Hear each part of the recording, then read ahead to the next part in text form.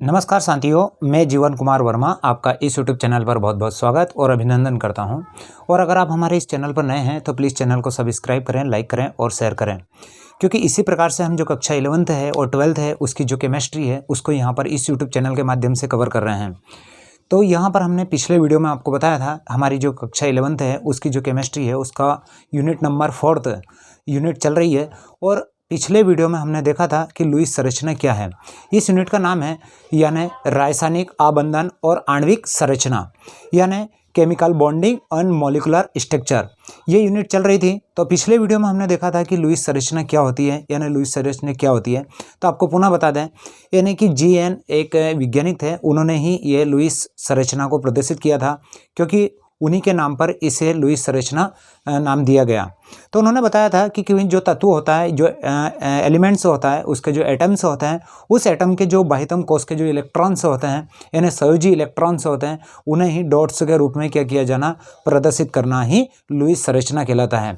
तो यहाँ पर एक डेफिनेशन से भी लिखी है, यहाँ पर कुछ एलिमेंट्स भी दिए हुए हैं, इन एलिमेंट्स के हम यहाँ पर स्ट्रक्चर भी बनाकर देखेंगे। तो देखिए, किसी तत्व यानी जो GN एक लुईस था, उन्होंने ही दिया था, किसी तत्व के परमाणु के संयोजकता कोश में उपस्थित इलेक्ट्रॉनों को दर्शाना ही क्या कहलाता है, हमारा लुईस संरचना कहलाता है।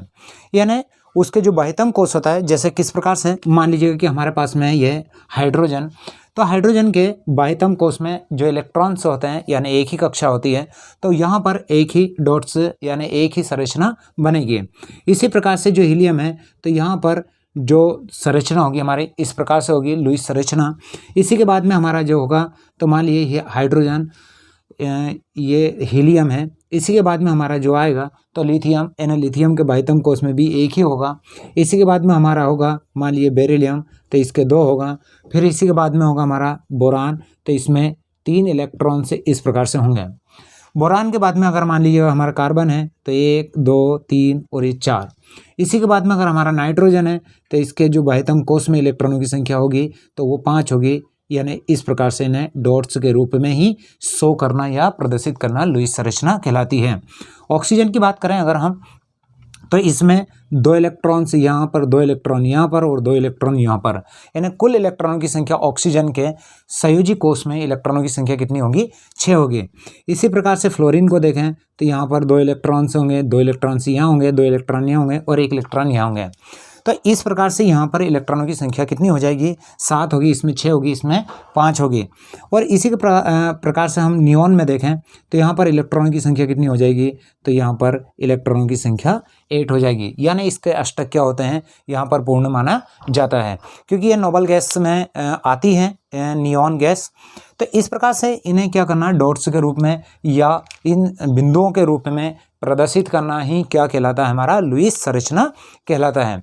तो चलिए, इस प्रकार से हमारे जो दिए हैं ये कुछ कंपाउंड्स दिए हैं, इन्हीं कंपाउंड्स की क्या करेंगे हम, लुईस संरचना यहाँ पर प्रदर्शित करेंगे, या सभी की हमें लुईस संरचना आना चाहिए। सबसे पहले है हमारा वाटर यानी जल, जिसका जो सूत्र है या फार्मूला है वो है हमारा H2O।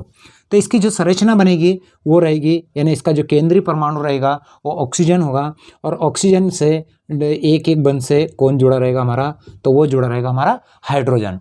ये इसकी संरचना होगी। अगर इसी की हम बात करें तो इसकी लुईस संरचना, तो ये जो ऑक्सीजन है इसके बाह्यतम कोश में अभी बताया था जो इलेक्ट्रॉनों की संख्या होगी वो 6 होगी, तो 2 2 4 और 5 और ये हो जाएगा 6।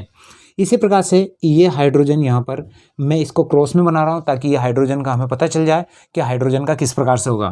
तो यहाँ पर ये हाइड्रोजन होगा, इधर भी एक इलेक्ट्रॉन हाइड्रोजन का होगा, यानी हाइड्रोजन का अष्टक यहाँ पर पूर्ण होगा, इस हाइड्रोजन का भी पूर्ण हो जाएगा, और यहाँ पर जो ऑक्सीजन है उसका ऑक्टेट भी कंप्लीट ही हो जाएगा। तो यहाँ पर जो ऑक्सीजन है, ऑक्सीजन के बाह्यतम कोश में यानी उसका अष्टक पूर्ण हो गया, यानी 8 इलेक्ट्रॉन कंप्लीट ही हो गए। तो इसकी ये संरचना होगी और ये लुईस संरचना होगी। इसी के बाद अगर हम देखें तो यहाँ पर हमारा है H2O2। तो H2O2 होता है हमारा हाइड्रोजन परऑक्साइड। तो हाइड्रोजन परऑक्साइड यानी डिस्टिल वाटर भी कहा जाता है, जो घाव साफ करने के लिए भी यूज़ किया जाता है। तो इसी की अगर हम संरचना की बात करें तो हमारा दूसरा है H2O2। तो इसकी जो संरचना होगी, ऑक्सीजन, ऑक्सीजन और इधर बनाएगा हमारा हाइड्रोजन और ये हाइड्रोजन। अगर हम इसी की लुईस संरचना देखें तो ये ऑक्सीजन होगा और ऑक्सीजन के एक इलेक्ट्रॉन इधर होगा और एक इलेक्ट्रॉन इधर होंगे, 2 इलेक्ट्रॉन ऊपर होंगे, 2 इलेक्ट्रॉन नीचे होंगे। तो इस प्रकार से हो गए। अब इस इलेक्ट्रॉन से ये हाइड्रो ऑक्सीजन फिर बनाएगा, तो मैं इसके फिर क्रॉस में बना देता हूँ। कितने इलेक्ट्रॉन से बना देंगे, तो इसके हम बना देंगे 6, 2, 2, 4 और 5 और 1 ये 6। इस हाइड्रोजन का फिर हम एक वापस बिंदु के रूप में ले लेंगे, इस प्रकार से हो जाएंगे। इस हाइड्रोजन का फिर हम क्रॉस के रूप में ले लेंगे, तो ये हाइड्रोजन, ये ऑक्सीजन का ऑक्टेट कंप्लीट हुआ, इस ऑक्सीजन का ऑक्टेट कंप्लीट हुआ और इस हाइड्रोजन का भी कंप्लीट ही हो गया। क्योंकि हाइड्रोजन के यानी एक ही इलेक्ट्रॉन होता है, एक इलेक्ट्रॉन से ही वो क्या करता है, साझेदारी करता है, यानी सात सहयोजी बंध का निर्माण करता है। तो दूसरा देखें हम, तो यहाँ पर हमने जो संरचना देखी H2O की देखी, H2O2 की देखी। इन संरचनाओं को आप कंप्लीट ही बनाना भी सीखें ताकि हमें आगे की जो केमिस्ट्री होगी उसको समझने में कोई परेशानी ना हो। इसी के बाद में अगर हम देखें तो ये है हमारा NH3, Na अमोनिया होता है। अमोनिया की संरचना की बात करें तो इससे कितने बंध बनाए जाते हैं, तो इससे बंध बनाए जाते हैं यहाँ पर 3 बंध बनाए जाएंगे हाइड्रोजन। इस प्रकार से इसमें एक लोन पेयर भी होता है नाइट्रोजन के पास में। इसमें संकरण की बात करें तो इसमें संकरण होगा हमारा AsP2 संकरण यहाँ पर होता है। इसमें यहाँ पर एक लोन पेयर भी होता है। तो इसकी संरचना किस प्रकार से होगी, नाइट्रोजन के बाह्यतम कोश में अभी बताया था, जो इलेक्ट्रॉनों की संख्या होगी तो वो इलेक्ट्रॉनों की संख्या होगी 5, 2, 3, 4 और 5 होगी। इसी हाइड्रोजन को देखें तो ये एक हाइड्रोजन यहाँ पर आ जाएगा, एक हाइड्रोजन यहाँ पर आ जाएगा और एक हाइड्रोजन यहाँ पर आ जाएगा। यानी इस प्रकार से हाइड्रोजन यहाँ पर ऑक्टेट कंप्लीट ही कर रहा है नाइट्रोजन का। तो इस प्रकार से इसके बाह्यतम कोश में इलेक्ट्रॉनों की संख्या भी कितनी हो जाएगी, 8 हो जाएगा, यानी इसका ऑक्टेट कंप्लीट है। तो यहाँ पर हमने देखा जल, H2O2, अमोनिया, और इसी के बाद में हम दूसरी संरचना देख रहे हैं, तो वो संरचना है हमारी CO2। देखिए जो कार्बन है, कार्बन 4 बंध बनाएगा क्योंकि उसके बाह्यतम कोश में इलेक्ट्रॉनों की जो संख्या है वो कितनी होती है, तो वो यहाँ पर 4 ही होती है। तो यहाँ पर 2 ऑक्सीजन है, डबल बॉन्ड से इधर बंध बनाएगा ऑक्सीजन से, डबल बॉन्ड इधर ऑक्सीजन से बनाएगा। CO2 बना रहा है तो यहाँ पर 2-2 इलेक्ट्रॉन से क्या होगी, साझेदारी होगी। तो ये हमने कार्बन के बना दिए। ऑक्सीजन के मैं क्रॉस में बना देता हूँ, 2, 2, 4 और 2, 6। तो इस प्रकार से इस ऑक्सीजन का ऑक्टेट कंप्लीट हो गया। यहाँ पर फिर ऑक्सीजन का 6 इलेक्ट्रॉन यहाँ पर हम बना देंगे। तो इस प्रकार से यहाँ पर इस ऑक्सीजन, यानी इस ऑक्सीजन का, कार्बन का और इस ऑक्सीजन का, सभी के क्या हो गए हैं, यहाँ पर ऑक्टेट कंप्लीट हो गए। तो चलिए हमने इतनी संरचनाओं को समझा यहाँ पर। अगले, जब तक आप इनको नोट कर लीजिएगा, अगली संरचनाओं को हम फिर बनाते हैं।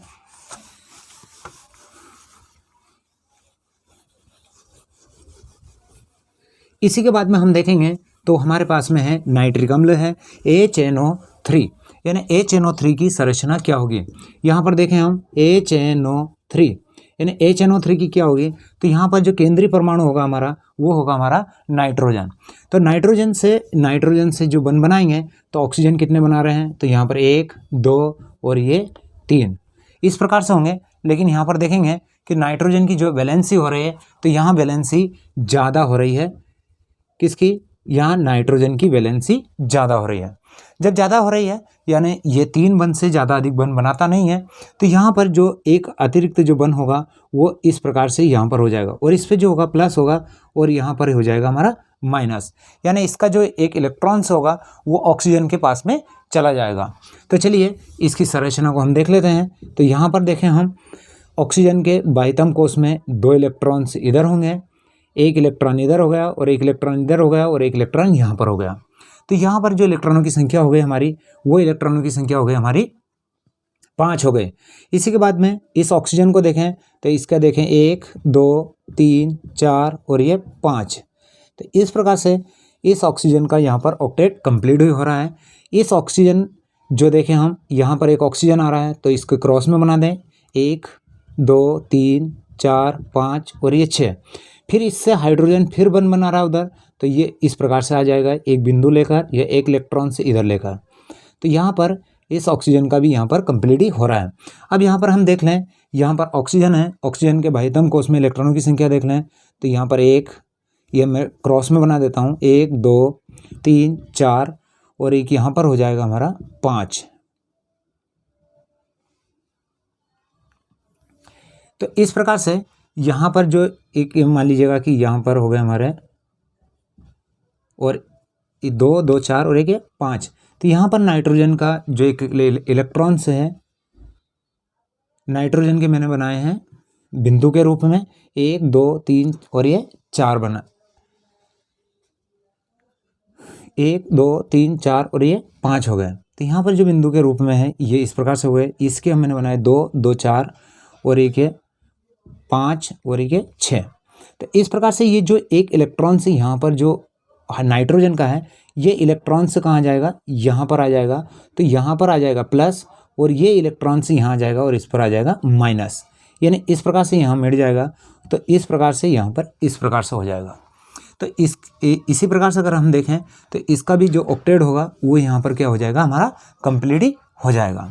तो ये देखें हम कि 4 और 2 6 और 2 यहाँ पर कितना हो जाएंगे, हमारे 8 इलेक्ट्रॉन कंप्लीट हो जाएगा। चलिए इसी के बाद में इस संरचना को आप नोट कर लीजिएगा और अगली संरचना को हम देखते हैं। तो अगली संरचना है हमारी NO2, यानी अगली संरचना को देखें तो ये है हमारा HNO2। तो इसकी जो संरचना होगी यहाँ पर होगा हमारा केंद्र में होगा हमारा नाइट्रोजन। जब नाइट्रोजन होगा तो हम इसको इस प्रकार से कर लेंगे, इधर डबल बॉन्ड होगा और यहाँ पर एक होगा हमारा ऑक्सीजन और इधर होगा हमारा एक हाइड्रोजन। तो इस प्रकार से ये हो गई हमारी HNO2 की संरचना।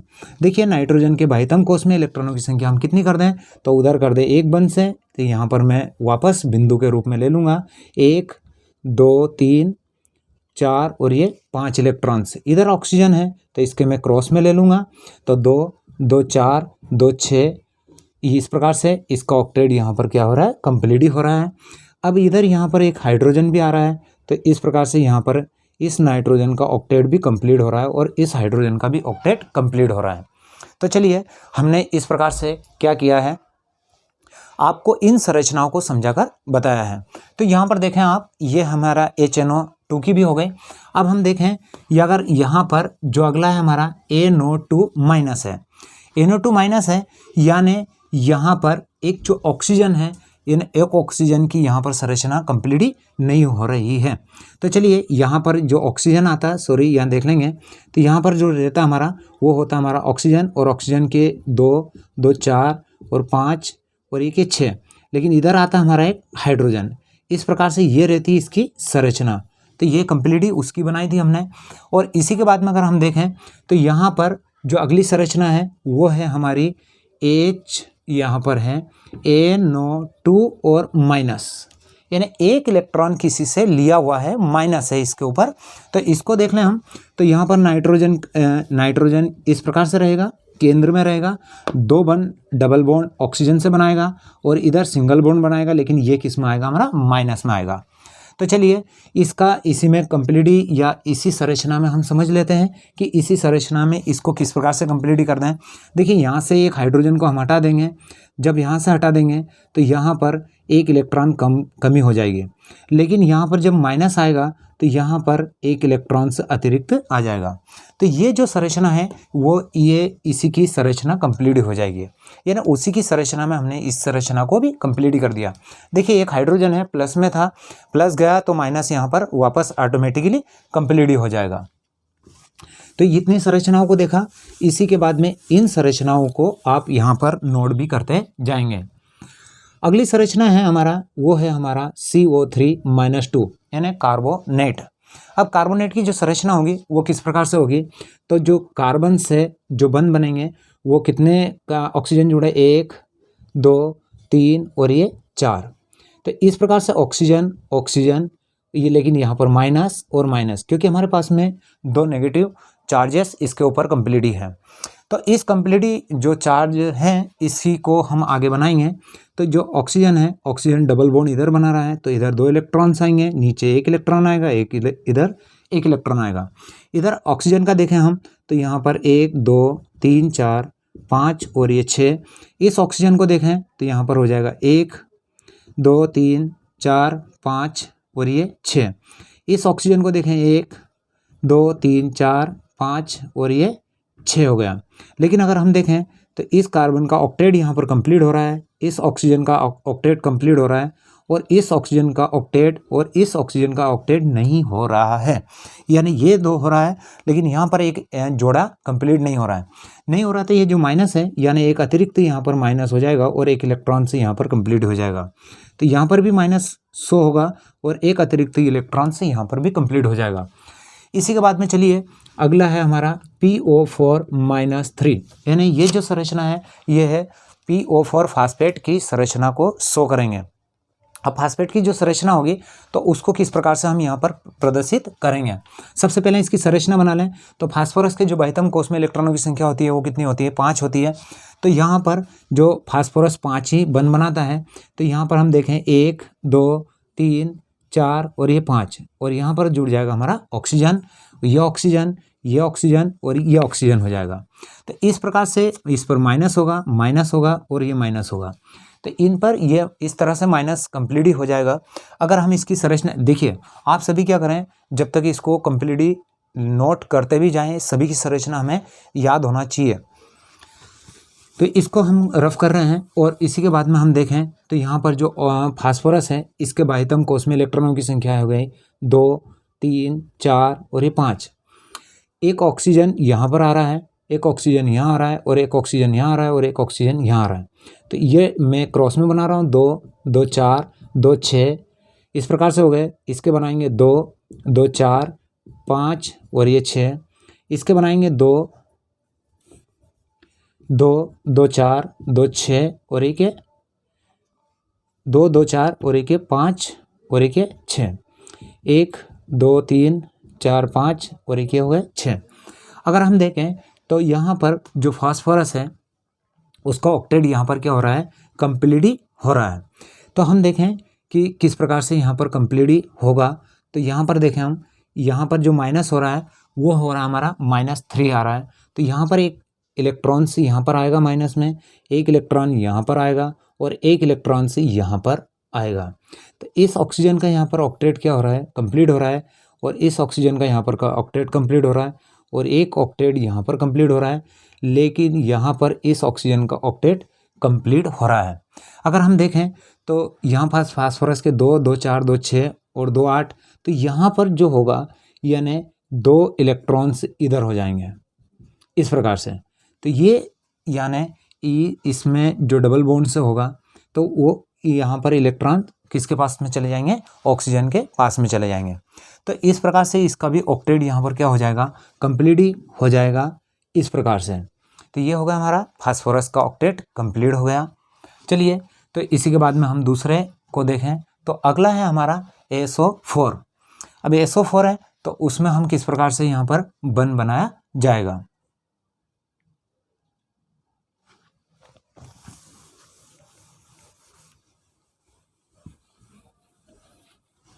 सल्फर है तो सल्फर के बाह्यतम कोष में जो इलेक्ट्रॉन्स होंगे तो उनमें इलेक्ट्रॉनों की जो संख्या होगी तो वो होगी हमारी 6 होगी, यानी सल्फर के बाह्यतम कोष में इलेक्ट्रॉनों की होगी संख्या 6। तो यहाँ पर हो जाएगा हमारा 2 और ये 2 4 5 और ये क्या हो गया हमारे 2 और 3 और 2 हो गया 5 और ये क्या होगा हमारा 6। तो इस प्रकार से यहाँ पर इलेक्ट्रॉन्स हमने कर लिए हैं। और अगर हम देखें तो जो कार्बन है यानी सल्फर है ये कितने हाइड्रोजन ऑक्सीजन से जुड़े हैं, तो 4 ऑक्सीजन से जुड़े हैं, 1 2 3 और ये 4। यहाँ पर माइनस होगा, यहाँ पर माइनस होगा, लेकिन ये जो 2 ऑक्सीजन होंगे ये इस प्रकार से उपसहसंयोजी बंध का निर्माण करेंगे, यानी 2 इलेक्ट्रॉन्स उधर ही चले जाएंगे। तो चलिए किस प्रकार से होंगे, तो यहाँ पर ऑक्सीजन को हम बनाएंगे, इसके इलेक्ट्रॉन्स होंगे 2 2 4 और 5 और एक ये हो जाएंगे 6, लेकिन एक माइनस है तो एक अतिरिक्त इलेक्ट्रॉन से यहाँ पर आ जाएगा। इस ऑक्सीजन के देखें हम तो ये इस ऑक्सीजन के 2 2 4 और 2 ये 6 हो गए। इस ऑक्सीजन के देखें हम तो यहाँ पर देखें 1 1 2 2 4 5 और एक ये 6, लेकिन इसी पर भी यहाँ पर देख लें तो इस पर भी माइनस कर दें या किसी, चलिए मैं यहाँ पर माइनस कर देता हूँ चलिए किस प्रकार से कर दें हम इसको।